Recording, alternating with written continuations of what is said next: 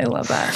Okay, now let's move on to your book. Yes. Everything that you've said so far, from the first few pages that I've read from your book, it all connects to everything.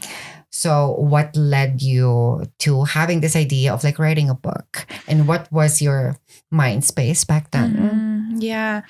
I started it, I think I quite literally remember starting it in the studio, like in a studio room when I was having a really bad day or something. And I wanted to create something that felt genuine and kind of spiritual, you know. I really wanted to create something that felt genuine in the industry, for an industry that's a very like materialistic, what I personally call 3D, like, because, you know, sex is a physical thing. And so I just really wanted to bring something genuine in it, bring a little more heart, a little more passion into something. And I started writing it, and my idea was just like, I never thought it would even be anything, honestly. Like I didn't even care if just 2 people bought it. I just wanted to write it and put it out there, because I was learning so much at such a rapid pace about the industry, about studios, about working my ass off in a studio and contests, and then how I was managing all of it, and how I went through 2 deaths in the middle of like working, like literally being at the studio.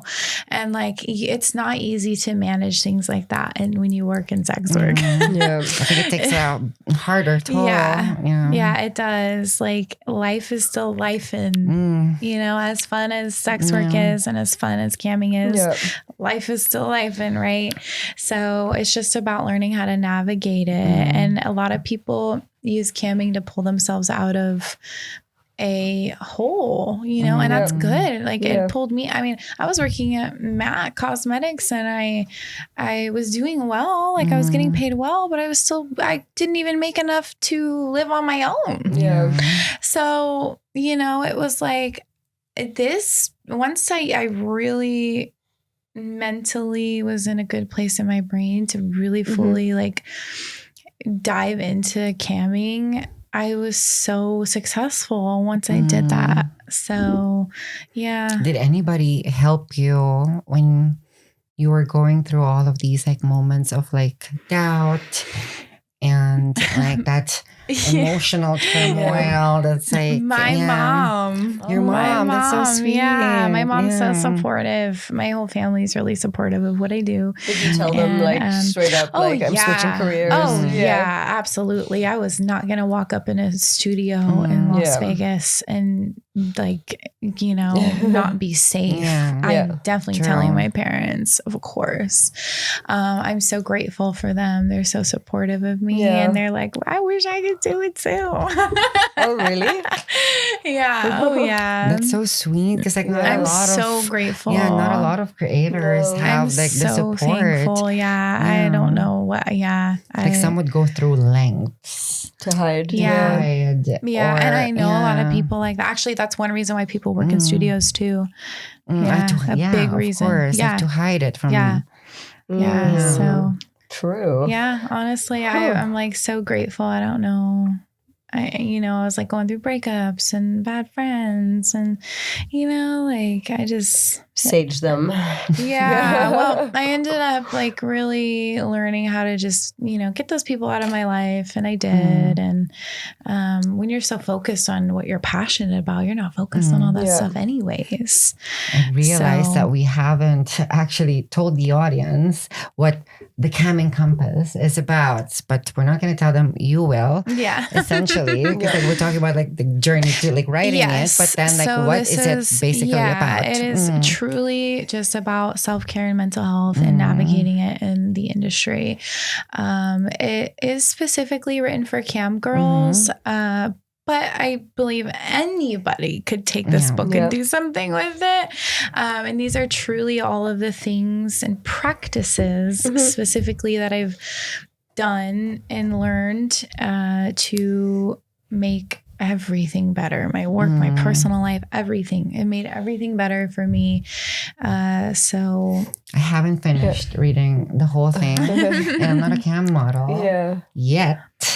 But I could relate to it. Like and that's what I wanted. I wanted anyone to be able to pick it up and relate to it. I actually wanted to kind of veer off from specifics. There's some chapters I have like bad money days and things like that, but I wanted it to truly be about the basic, needs of self-care, because you cannot thrive in anything in your life if you don't got what's going on up here sorted out. And did you write the book alone, or did you have some expert? No. Okay. I hand wrote that thing. Amazing. So long. That's so cute. Even the font. I also designed it. Each little thing is placed. You I did see not her creativity. I did not use ChatGPT. I did not get a ghostwriter. So when I've read it, I haven't met you in real life just yet. But like, I cried a few times writing that thing. So we've spoken, and I obviously watched your PhilHub X videos, edited them. So when I was reading it, I could actually hear your voice. Oh, that's so sweet. So I was like, this is so her. I love that. And the design of it and everything, it's so cute. It's interactive because I think you could write something on it. I wanted it to be a workbook. So after each chapter, there's either prompts or a workbook. Okay. The prompts are based off of whatever the chapter was about. So I wanted you to read it and then do a couple worksheets, because if you can learn something as much as you want. You can learn something, you can read something. If you're not applying it in your everyday life, it's applying. It's then what are you doing if you're not changing it? I'm a firm believer on that.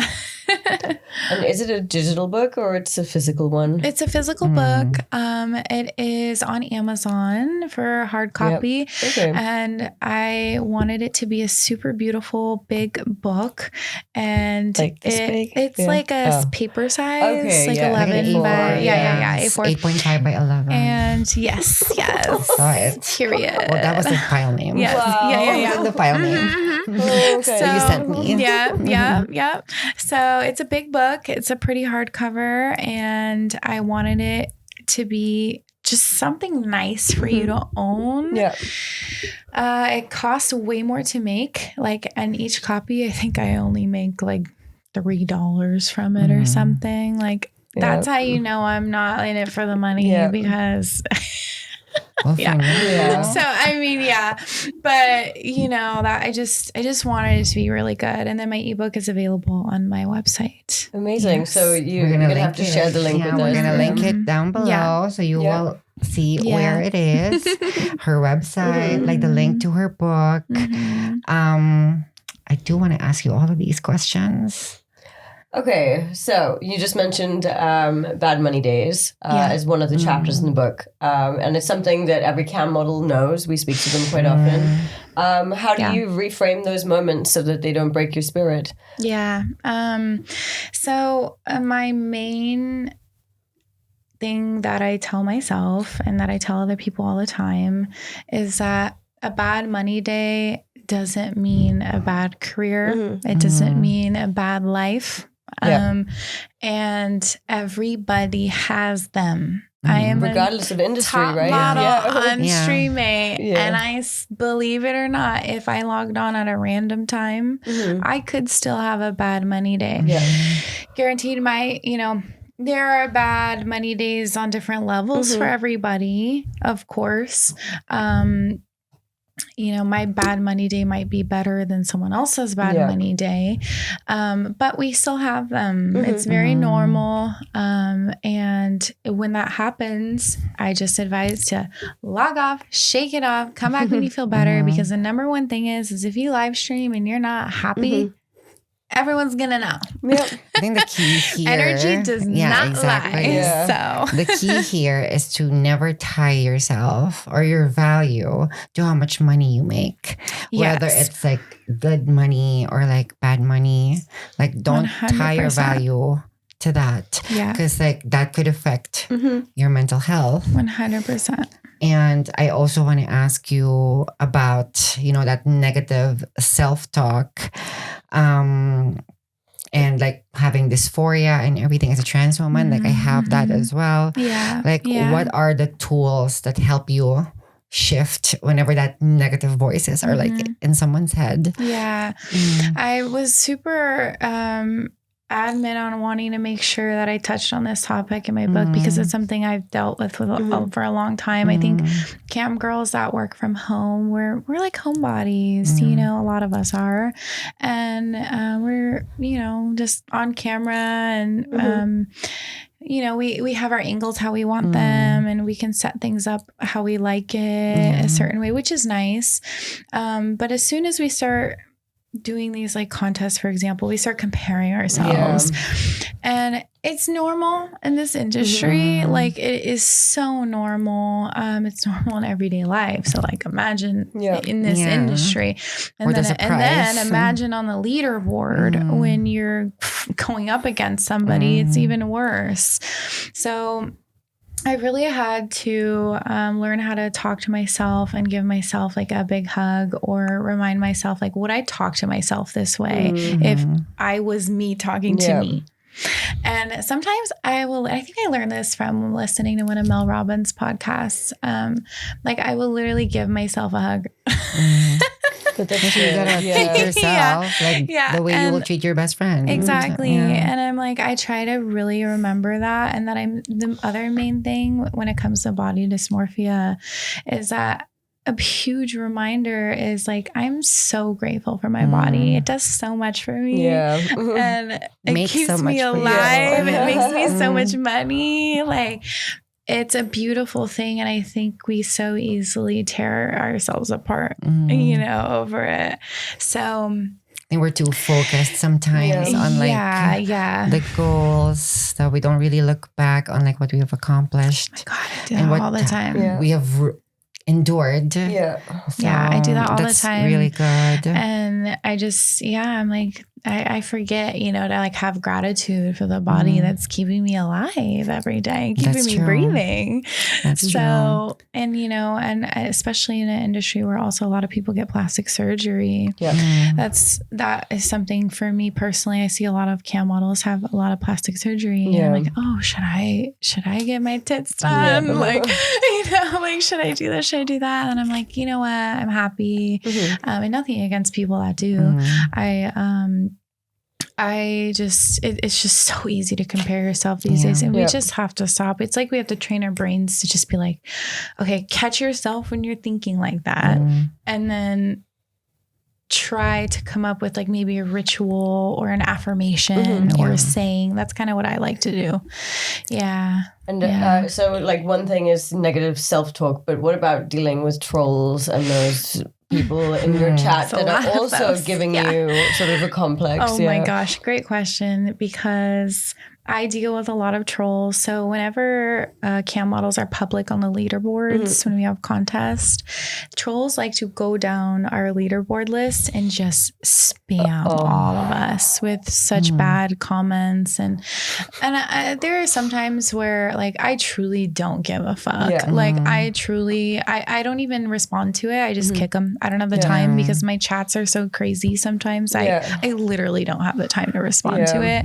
And I'm also like, you're on this website paying, you have your card in this website and you're already in here. True. Like, I'm like, bro, you probably look like a thumb. Like, shut up. Like, I don't care. Like, sometimes it gets to me. I would say if it's like something really mean for no reason, I'm like, okay, it just kills your vibe. It just kills my vibe, and I want to log off for a minute, and then I'll log back on and be like, okay, I'm fine. But at the end of the day, like I'm learning how to take it less and less serious. So, I think I don't really I learned how to just not feed into it anymore. Yeah, we hear that a lot from adult creators. Like, if you can't take yourself lightly, And one of the people that we spoke to this week told us, you'd love this one actually, Ellie. She was like, I don't give a fuck what people say to me. Like, tell me that I'm fat, that I'm a hoe, whatever. Cool. But one person said that she's not fit to be a dog mom, and she flipped out. She blocked them on That's so true.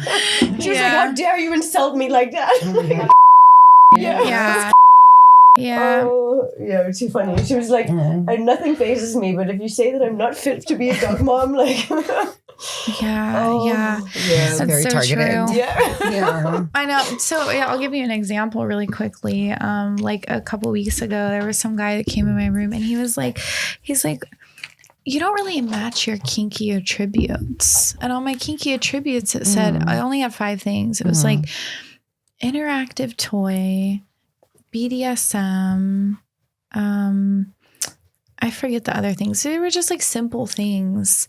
And I was like, what? Like, I was like, you literally haven't even been in my room for 2 minutes.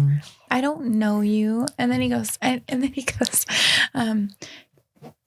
do you think I can, if we did a show, you think I could finish in 5 minutes? And I'm like, I don't know. I don't know you. I was like, I don't know how long you've been gooning. Like, I don't know anything. And I was like, and also you don't know me. Like, what sucks here is that like they're trying to get your attention. Yeah. But then like, why would they resort to like insults or like trolling? Yeah. And, like, it's weird. Well, I think there's a lot of guys also that get like, they get off on humiliating people. Yeah. And also being humiliated. Yeah. Hey, baby, get on a private. Yeah. If you go into a private chat, like, do you see the customer? You can choose. It's optional. The thumb They look like a thumb. Yeah. Yeah, that's how it is. Oh my god. Okay, since we are already talking about like fans, okay. Let's play a little game. Just check in. Yeah, so it has to be. We're gonna ask you questions, and you have to answer very quickly. Okay. So, what is a fan interaction that you'll never forget? Whether it was like heartfelt, hilarious. Going to a show and having a guy make us turn on. I was with my friend. He had us turn on the song "Hold On" by Wilson Phillips and twerk to the whole song. Wait, I don't know what the Please play song is. I kind of want to look it up. Is it like a? Please play it. He's dying in the back there. Okay.